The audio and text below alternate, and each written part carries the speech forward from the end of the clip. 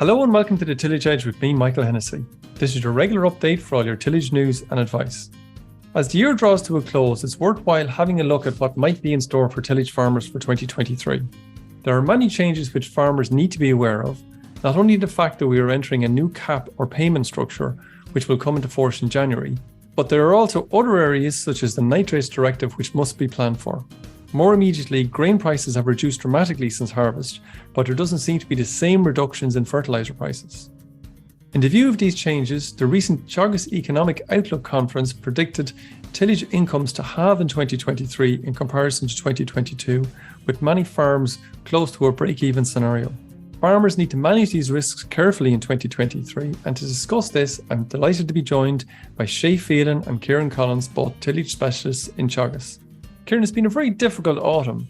What sort of area has been planted this autumn in comparison to other years?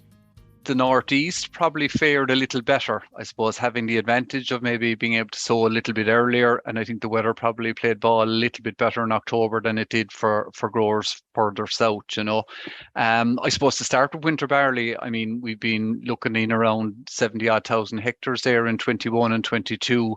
Our own Teagasc estimate is probably somewhere in around the 52,000 hectares. Now, certainly probably near normal, maybe from the northern half of the country, but down south, there was two factors. One, the weather didn't allow it, but certainly there was a reluctance as well to sow winter barley because I suppose winter barley yields in the previous harvest hadn't been brilliant, and also high yields achieved in spring barley. So, when the weather didn't oblige, I think that was a big factor. Wheat, I think, probably will creep up to maybe in excess of 50 up to 55,000 hectares from, the average there be kind of between 55 and 60 depending on weather. So wheat will recover a lot of it. Very little oats sown, but again, that normally gets sown in the spring when it's not sown in the autumn. But I suppose the real big crop increase this year is coming in oilseed rape. I suppose we're estimating somewhere just short of 20,000 hectares. Couple of factors there, Michael. The weather at the time was suitable for sowing there in the end of August. The fields were cleared because of the good harvest weather and the potential margins that are there from oilseed rape. There's very good forward prices on offer. So oilseed rape looks to be a good bet this year, and farmers reacted to that. Okay. Shay, there looks like, given the fact that there are a number of those crops that Ciarán outlined there's kind of holes, if you like. The oats is down quite a bit. Winter barley's down quite a bit in comparison to where it would have been the year before. And as we mentioned last week, there's an increased area overall. So I suppose there's more planting to be completed in the spring. Do you think there is going to be enough seed there to cover that extra planting to be done? Yeah, Michael, I think there should be enough. I can't see why there wouldn't. I mean, seed crops were same as every other crop last year, in that they yielded above average, so there's the quality was good, so there shouldn't be an issue. Ciarán mentioned there that winter wheat probably will be around 55,000 hectares, but there's probably still a good bit of that seed on farms. And traditionally what tends to happen in years like this is that some of that winter wheat seed gets sown in the spring up until mid-February. Certainly up further north you go, they tend to sow it that little bit better, or that little bit later, because it tends to yield better than spring barley. And the other crop there that probably I can see plenty of seed being around is spring oats. Normally between winter and spring oats we saw somewhere around 25,000 hectares, and that's kind of a fluid situation because you have typically Isabel and Husky are the two varieties that you sow, which are suitable for spring sowing as well. So those varieties will be sown in the spring. As well as that, I would say again with the likes of beans and peas, I would see there being enough seed around for those crops as well. So I can't really see there being a shortage of seed for spring planting at this stage. Okay.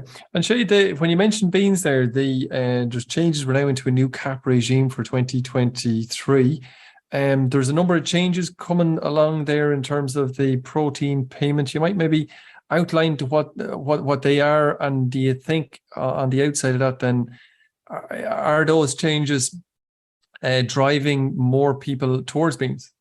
Yeah, I think, look, it's a good news story, Michael, in terms of the support that the European Union are for homegrown proteins. And I'm glad to say that the department have announced an increase in the payment for proteins this year. So there's going to be a kitty of €7 million this year, or 2023, for protein payments. So how does that affect growers? Well, the minimum payment for growers will be about €350 a hectare, which is up from 250, which is the kind of standard payment that people would have had for the last number of years. And I suppose the rate then that they can get paid depends on the overall acreage that's planted, the same as previous years.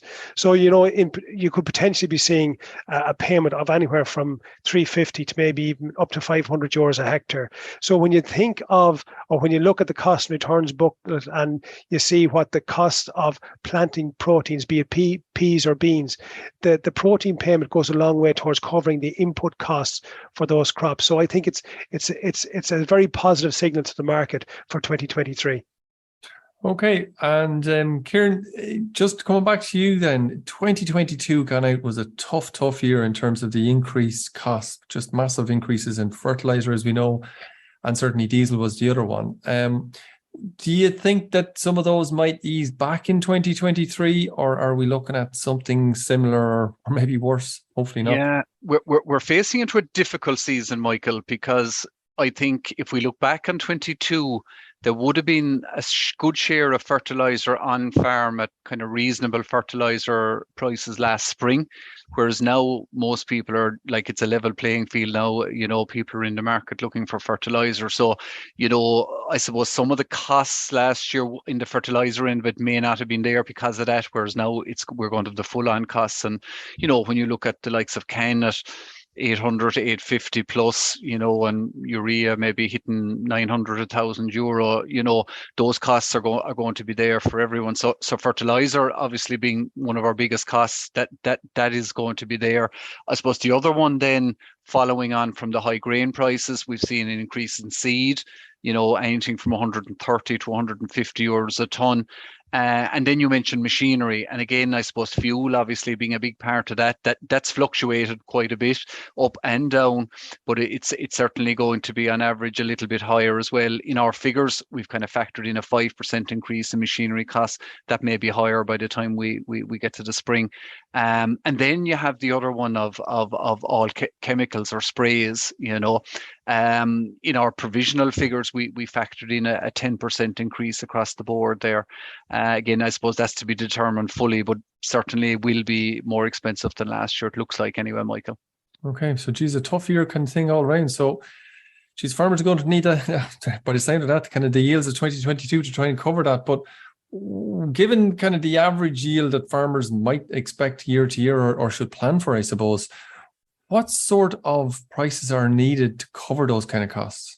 Yeah, we had a look at this in our tillage forum last September and more recently as well. And if you take take winter wheat for argument's sake at a 5-year average yield in around 10 tons per hectare, your 4-ton crop, you're looking at the cost that I was talking about there, somewhere in the region of 220, 225 euros a ton. That sort of to cover your costs, So I mean, look, if you look at last year's harvest price, if you got that again, certainly that can work. But then, when you look at the forward prices going at the moment, that certainly gets very, very tight. And spring barley would be something similar. 5-year average yield there is in around 7.3 tons per hectare. That'd be looking at a cost 215, 216 euros a ton to cover your costs. So, we do need good yields and good price to follow on from that, to get out this time, Michael. And the costs of grain needed excludes the price of straw, and the price of straw there is to pay for all the other costs that we're not talking about, being the fixed costs. Yeah, your fixed costs on the farm, which, they don't go away, and, I suppose they're significant as well. So, you need to keep an eye on that one as well. Yeah, certainly. So, Shay, it's shaping up to be a very risky year in 2023. What sort of measures can farmers take to try and reduce some of those risks? I suppose one lesson that we would have learned, Michael, from 2022 is not to have all your eggs in the one basket. And I suppose that's the first protocol in terms of reducing your risk, that you spread your crops you spread out your range of crops. So no one crop is going to be, or you're not going to be reliant on one single crop.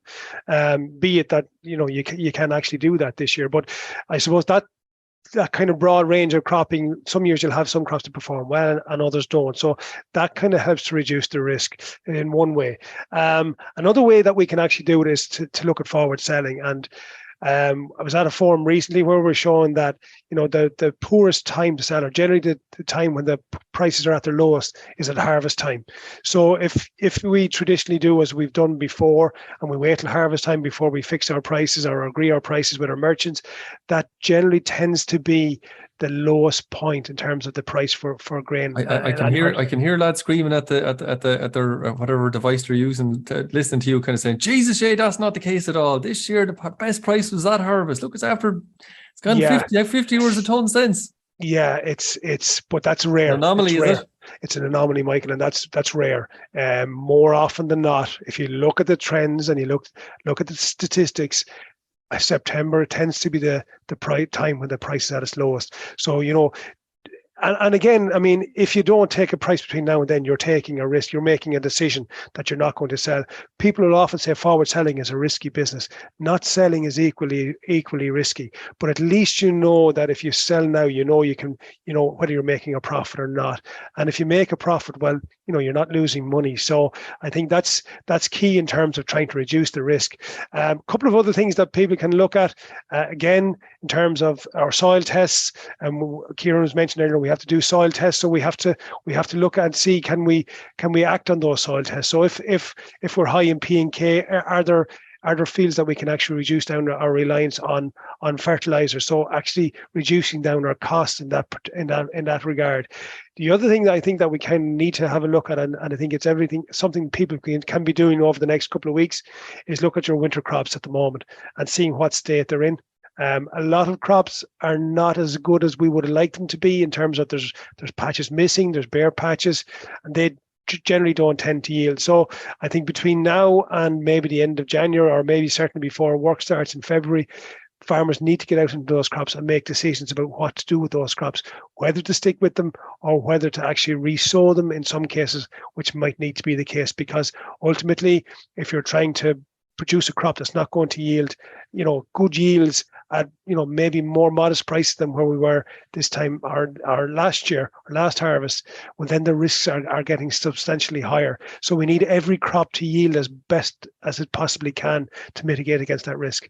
As I say, it's the average yield across the farm. It's not the highest yield you're going to go for. It's the average yield is going to pay its way. Exactly. Ciarán, coming back to you, we're heading into a new regime. We're finishing up the last 7 years. We're starting out another 7 years with the new CAP 2023. But also on top of that, at the same time, is the new nitrates rules. Perhaps there's a few areas there you might outline that tillage farmers really need to have a look at or keep their eye on as they head into 2023. Yeah, Michael, we could do 2 podcasts on all the changes in one way, but maybe if I could just kind of highlight maybe 3 or 4 just kind of key ones maybe for the spring. I think the first one has to be soil test report. Previously, if you didn't have an up-to-date soil test report, you could assume index 3 for phosphorus. Now, if in the absence of a soil test report, you assume index 4. So that's a crucial one really in terms of your phosphorus allowance for crops. So, get a soil test done. Make sure you have enough then for the farm. Ideally, 1 sample per 4 hectares. You can push that to a max of 5 if the ground is fairly uniform. I suppose another just couple of ones where the fertiliser database is expected early in the new year. So again, that's just something where you have to count when you buy your fertiliser, you give your herd number, and that's all accounted for. So just to be aware of that as well. And then just maybe a small bit around buffer zones.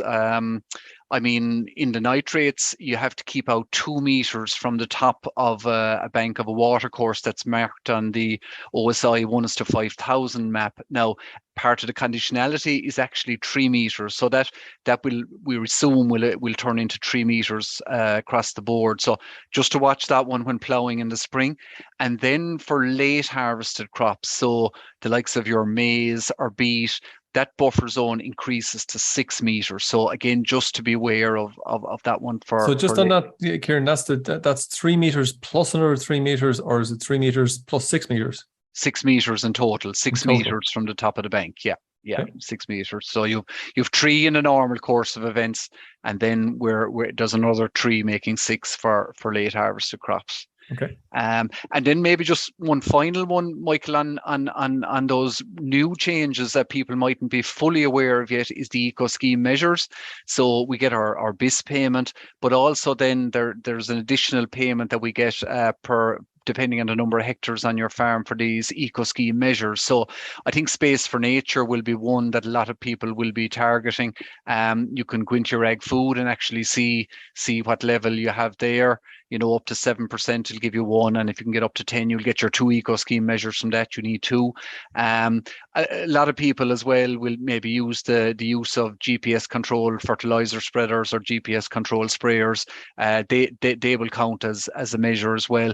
There's a soil sampling measure. If you have planting break crops, up to 20% of your arable area is another one. But I suppose what I'm trying to say there is you need to study those, see if you can fit into that. You can get your 2 measures there from those, and if you can't, you kind of need to look at and see what you can do, because every part of your payment obviously is vitally important. Yeah, so there's a bit of planning to be done, and I presume quite a bit of that planning is going to happen in conjunction with the farm advisor. Is there anything farmers should do maybe over the next couple of months, maybe over Christmas when they have a bit of time, or into January, which would be a quieter month, to try and prepare for all of these changes that are coming at farmers? Yeah, I suppose firstly, in terms of the cap changes, we'd expect the system to open up in February, March, and that normally continues up to the middle of May. But just to remember, there's no point coming into your advisor in early May, say for argument's sake, and looking at the eco scheme measures, because it may be beyond what you can do at that stage. So I think certainly the eco scheme measures need to be considered now. Work out what you're going to do. Maybe you need to plant trees, or maybe you need to do soil sampling. So just have it clear in your mind, in January and February, the early part of the spring, how you're going to qualify for the eco scheme measures. And I suppose the second one then is back to the soil testing again, and obviously the cost of fertiliser. Just make sure there's a nutrient management plan on the farm, that you know how much fertiliser you can purchase, and you know how much you can apply in each crop based on the soil test reports. And I think that's important to get that done early in the year, just remembering that there's a fertiliser database on the way as well, So I suppose just on that point, people will be caught pretty badly if they haven't an idea and are over applying. I suppose maybe the difference is in 2023, the department will probably be able to tell farmers more accurately what they bought than themselves. So it's one to really watch. Yeah, we just need to plan for it. Yeah, just get the nutrient management plan done, and look, nobody wants to spend more money on fertiliser that they need to anyway, Brilliant. Look, Ciarán and Shay, all very good areas to look for farmers. It's work never stops, as they say, and 1 year rolls into another kind of quick enough. So guys, look, we're really looking forward. I certainly am looking forward to next year, and hopefully it'll be as good in terms of the harvest as 2023. Thanks again for all your help over season, lads, and we'll be talking to you in the new year. Thanks, Michael. Thanks, Michael. So that's it for this week, and my thanks as always to Shay and Ciarán for joining me on the podcast this week.